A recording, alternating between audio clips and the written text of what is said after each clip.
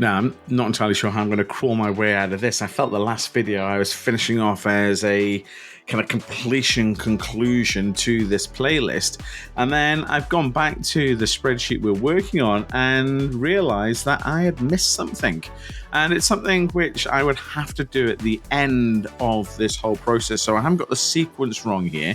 But what I had missed, if I go down to the uses of funds here, I had missed the fact that we need to have a line in our uses of funds, which is the debt fees that we need to pay in order to cover the new debt issuance.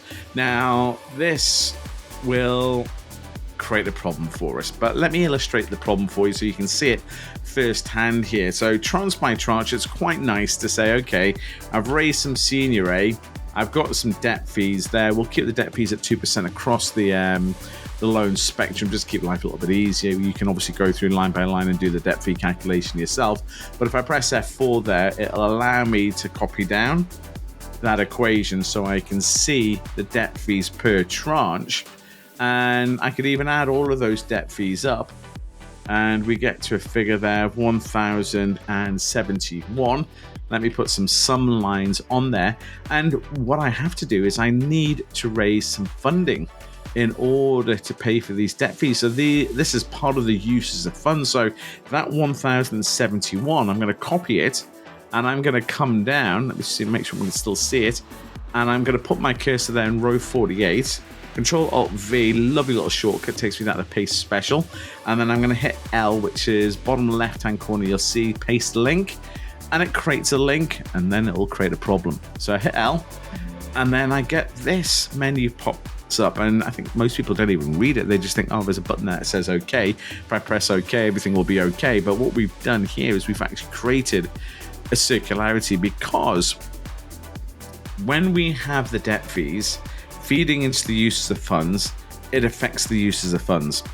Now, the way that we've structured the sources of funds, where we had the junior loan literally being like a balancing figure, where essentially we said, right, the junior loan will fill the gap between the total uses of funds that we have, the senior loans, and the equity strip, and it'll come in and plug that financing hole. That then affects how much junior loan we're looking to issue, which affects the debt fees. And then the debt fees affect the 1,071 that feeds into the uses of funds.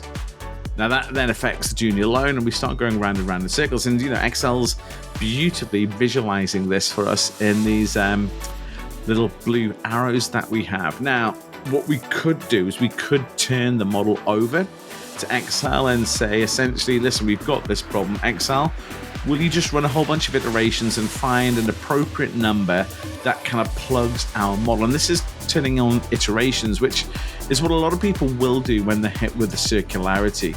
I'm not a huge fan of this, but let me show you where it is, and then hopefully you never tend to use it. If you go to your file menu, down to options, and then you go to formula, what you have over here is enable iterative calculations.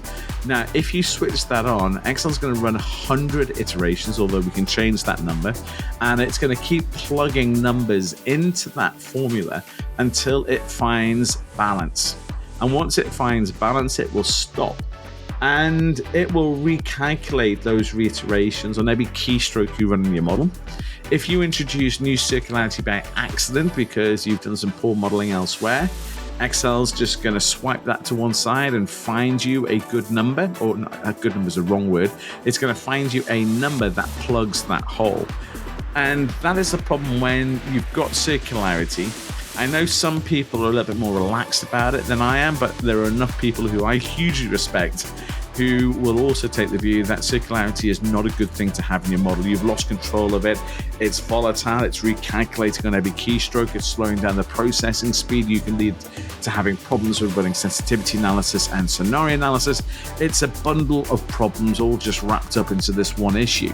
And our view is, do your models without circularity almost 100% of the time. Yes, there are a couple instances where we might fall back on it, but we're doing that with a huge amount of care and a huge amount of fear and worry. And it's something, quite frankly, a lot of the time, people have got circularity in the models because they've built something that's not very good in their models.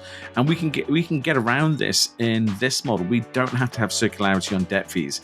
And also, the number we've got in here at the moment, even if we were to feed in 1,071, actually isn't correct, because that is just paying the debt fees on the debt that we've raised. The issue we've also got is the debt fees need to be paid for, and we will raise debt in order to pay the debt fees. So there'll be debt fees on the debt that we've raised in order to pay the debt fees. I know this is making your mind blow completely out at the moment, but if we don't capture that, we're going to be light on the financing. And we've also at the moment got circularity issues in here, but we can get around it. I'm going to delete that formula. I'm going to kick off with this formula, which is essentially saying this is everything we need to pay for, excluding the debt fees at the moment. So we need to raise funding of 104. Now we're going to pay some debt fees on that number, net of any equity strip.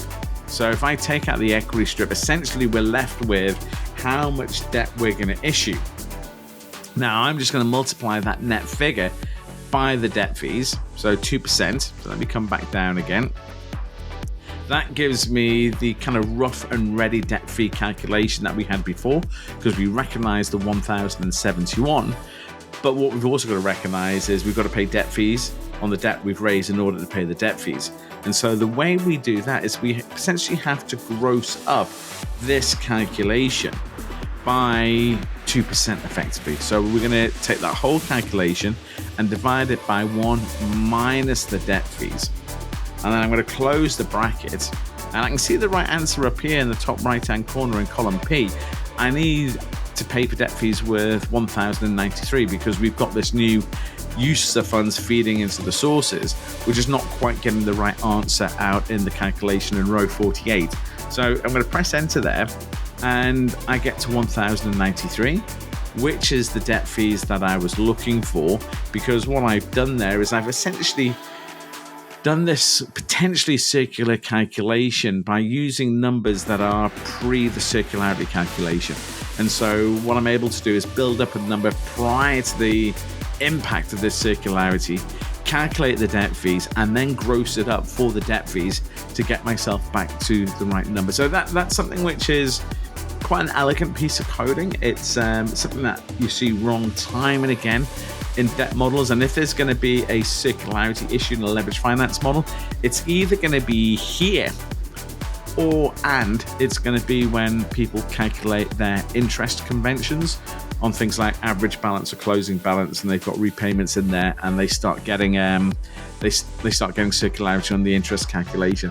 All of these things I think are hugely avoidable. I don't think they add enough benefit to the cost that they create in your models. Create these models without circularity would be my advice. But that is now it for the sources and uses of funds. You've got a beautiful statement there, ready. Everything we have in this statement, I've got everything there I need to run a debt model.